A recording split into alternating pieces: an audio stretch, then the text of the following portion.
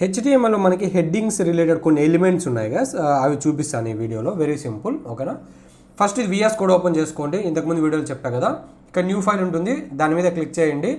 ఇక్కడ text file ఉంది కదా, దాన్ని సెలెక్ట్ చేసుకోండి. ఇలా వస్తుంది. మీరు చేయాల్సిన ఫస్ట్ పని ఏమి, సేవ్ చేయండి. చాలామంది ఎలిమెంట్స్ రాసి తర్వాత సేవ్ చేస్తారు, అది పెద్ద మిస్టేక్. అది ఫస్ట్ సేవ్ చేసి తర్వాత ఎలిమెంట్స్ రాయండి. సో ఇది హెడ్డింగ్స్ కాబట్టి నేను జస్ట్ హెడ్డింగ్స్ అని ఇస్తున్నా, మీ ఇష్టం ఏదైనా ఇచ్చుకోవచ్చు నేము.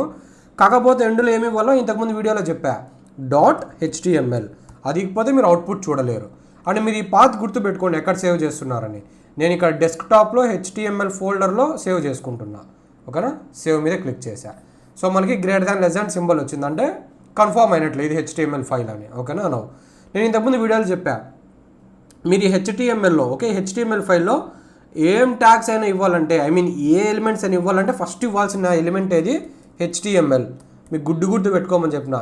మీరు ఏం ఎలిమెంట్ ఇవ్వాలన్నా మీరు ఖచ్చితంగా ఈ ఎలిమెంట్ మధ్యలోనే ఇవ్వాలి, అప్పుడే మీరు అవుట్పుట్ చూడగలుగుతారు, లేదంటే అవుట్పుట్లో చూడలేరు, ఓకేనా. సో ఇప్పుడు మన కాన్సెప్ట్ ఏమి, హెడ్డింగ్, ఓకేనా. హెడ్డింగ్స్లో మనకి యాక్చువల్గా 6 ఎలిమెంట్స్ ఉన్నాయి గైస్, 6 ఎలిమెంట్స్. సో H1, ఓకేనా. ఇది ఒక ట్యాగ్ అండ్ ఎండ్ ట్యాగ్ వచ్చి H1 ఇలాగా. సో దీన్ని ఇప్పుడు నేను ఫుల్ ఎలిమెంట్ అనొచ్చా, ఇక్కడ ఇంకా కంటెంట్ ఇవ్వలేదులే, నేను ఇస్తాను. ఓకే, ఇచ్చేస్తా ఉండండి. ఇక్కడే హెడ్డింగ్ 1 అని ఉంది. సో ఇప్పుడు నేను ఇక్కడ ఫుల్ ఎలిమెంట్ అనొచ్చా, దీన్ని అనొచ్చు. ఎందుకు ఫుల్ ఎలిమెంట్ అంటే meaning starting tag, ending tag, content 3 ఉన్నాయా, మూడింటిని సాటిస్ఫై చేస్తుందా ఇది. సో దీన్ని మనము ఫుల్ ఎలిమెంట్ అనొచ్చు, ఓకేనా. సో బాగా గుర్తుపెట్టుకోవాలి మీరు. నేను మళ్ళీ చెప్పను, లాస్ట్ టైం చెప్తున్నా, మీరు ఒక HTML ఫైల్ క్రియేట్ చేశారు అంటే మీరు ఏవైనా ఎలిమెంట్స్ ఇవ్వాలంటే ఖచ్చితంగా ఆ ఎలిమెంట్స్ ఎక్కడ ఉండాలా, ఈ HTML అనే ఎలిమెంట్లోనే ఉండాలా. ఈ ఎలిమెంట్ బయట ఇస్తే అది నాట్ వ్యాలిడ్.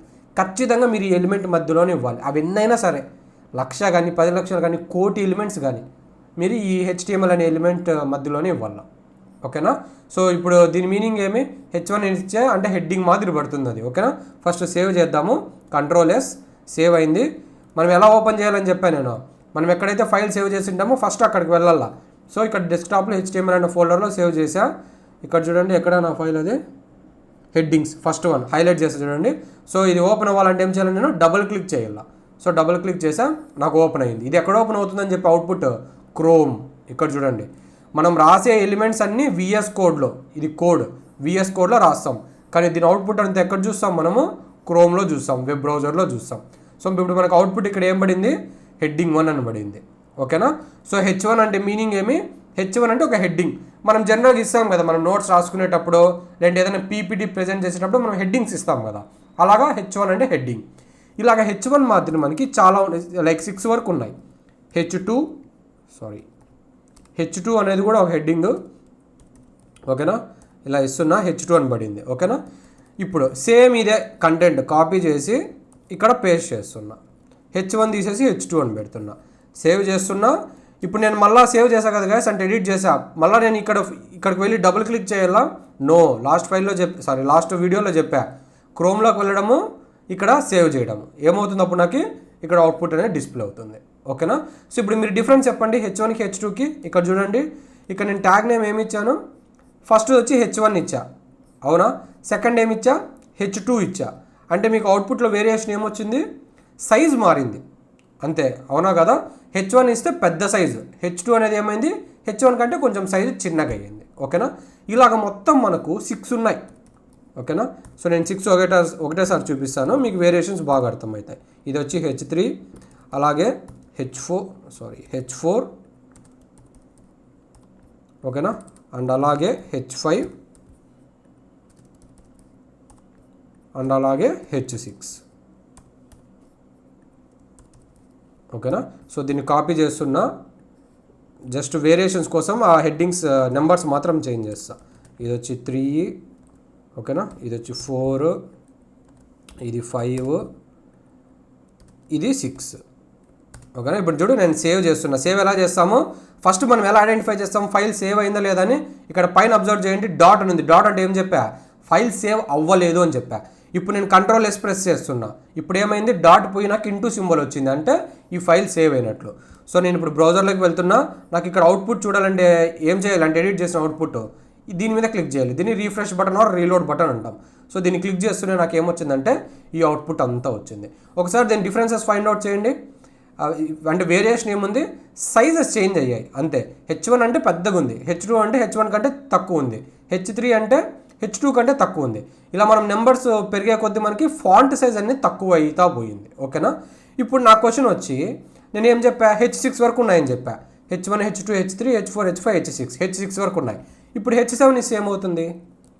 ఓకేనా. According to the concept only 6 వరకే ఉన్నాయి. ఇప్పుడు మనం 7 ఇచ్చి ట్రై చేద్దాం, ఏమవుతుందో చూద్దాం. ఓకేనా. ఇక్కడ 7 పెడుతున్నా, ఇక్కడ 7 పెడుతున్నా. ఓకేనా.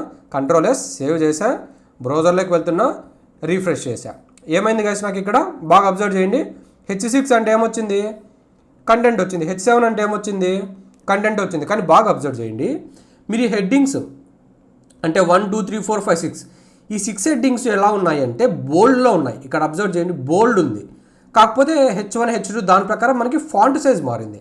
కానీ H7 అబ్జర్వ్ చేయండి ఎలా ఉంది, బోల్డ్ ఉందా, బోల్డ్ లేదు, అంటే నార్మల్ టెక్స్ట్లోకి వచ్చేసింది. ఓకేనా. అలానే H8 కూడా ఇద్దాం, మీకు ఇంకా వేరియేషన్ బాగా అర్థమవుతుంది. H8 ఇస్తాం, బాగా అబ్జర్వ్ చేయండి గాయస్. H8 ఇక్కడ కూడా 8. Ctrl+S సేవ్ చేశాను, ఇక్కడికి వెళ్ళాను, రీఫ్రెష్ చేశాను. ఏమైంది బాగా అబ్జర్వ్ చేయండి ఒకసారి. అంటే H6 పైన మీరు ఏమి ఇచ్చినా కూడా సరే అది బోల్డ్లో ఉండదు, ప్లస్ ఇంకా ఎన్ని ఇచ్చినా కూడా సరే దాని యొక్క ఫాంట్ సైజ్ అనేది సేమ్ ఉంటుంది. ఇప్పుడు అబ్జర్వ్ చేయండి, H7కి హెడ్డింగ్ 7 హెడ్డింగ్ 8కి ఏమైనా ఫాంట్ సైజ్ మారిందా? నో, మారలేదు. అలానే నేను ఇంకోటి ఇస్తా చూడండి, సేమ్ మారదు. అంటే మీరు ఏమర్థం చేసుకోవాలి, ఇప్పుడు H6 పైన ఏమి ఇచ్చినా సరే అది హెడ్డింగ్స్ కావు, అవి ఒక నార్మల్ టెక్స్ట్గా మాత్రమే అది కన్సిడర్ చేస్తుంది. H9 ఇక్కడ కూడా 9 చేంజ్ చేస్తున్నా. Ctrl+S సేవ్ చేసా, ఇక్కడ పోయి రీఫ్రెష్ చేసా. ఇక్కడ అబ్జర్వ్ చేయండి, ఈ 3 హెడ్డింగ్స్ ఎలా ఉన్నాయి, నార్మల్గానే ఉంటాయి. అంటే బోల్డ్లో లేవు, ప్లస్ అన్ని సైజెస్ సేమ్ ఉన్నాయి, అన్ని ఫాంట్ సైజెస్ సేమ్ ఉన్నాయి. అంటే అది హెడ్డింగ్ కాదు, అదొక నార్మల్ టెక్స్ట్ అనమాట. సో మీరు గుర్తుపెట్టుకోవాల్సింది ఏంటంటే ఓన్లీ HTMLలో H1 నుంచి H6 వరకు మాత్రమే ఉన్నాయి. దాన్ని మాత్రమే మనము హెడ్డింగ్స్ అంటాం. హెడ్డింగ్ అంటే ఎలా ఉంటుందంటే ఇలా బోల్డ్గా ఉంటుంది, బోల్డ్గా ఉండి H1 H2 ప్రకారం ఫాంట్ యొక్క సైజ్ అనేది చేంజ్ అవుతూ ఉంటుంది. H1 అనేది పెద్దది అన్నిటికంటే, H6 అనేది అన్నిటికంటే చిన్నది. ఓకేనా. H6 పైన ఏమి ఇచ్చినా సరే అది హెడ్డింగ్ కాదు, అది ఒక టెక్స్ట్ అని ఎలా ప్రూవ్ చేసా ఇక్కడ నేను, నువ్వు H7 H8 ఏమి ఇచ్చినా సరే అది ఒక నార్మల్ టెక్స్ట్గానే పడుతుంది, ప్లస్ అది బోల్డ్లో లేదు. ఇక్కడ H6 వరకు అన్ని బోల్డ్గా ఉన్నాయి, ఇది ఒక నార్మల్ ప్లెయిన్ టెక్స్ట్ మాదిరి ఉంది. సో మీరు గుర్తుపెట్టుకోవాల్సింది ఏమంటే HTMLలో ఓన్లీ మనకు 6 హెడ్డింగ్స్ మాత్రమే ఉన్నాయి. అండ్ H7 దానిపైన ఏమి ఇచ్చినా సరే అది హెడ్డింగ్ కాదు, అది ఒక ప్లెయిన్ టెక్స్ట్ అంతే. ఓకేనా. ఇది గైస్ హెడ్డింగ్స్ యొక్క యూజ్. మనం దీని ఎక్స్టెన్షన్ ఇంకా సిచ్యువేషన్ బట్టి మనం వాడుతూ వద్దాం. ఓకేనా. రైట్.